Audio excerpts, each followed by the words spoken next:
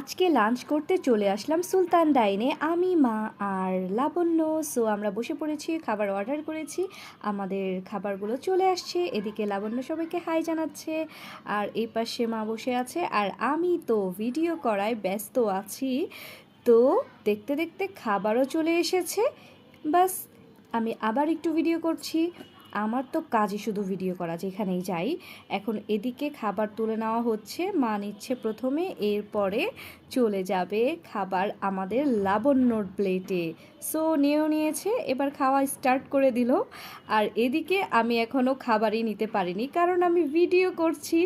আর এর জন্য লাবণ্য আমাকে হেল্প করছে, ও আমার খাবারটা তুলে দিচ্ছে আমার প্লেটে, আর আমি এরপরও ভিডিও করেই যাচ্ছি।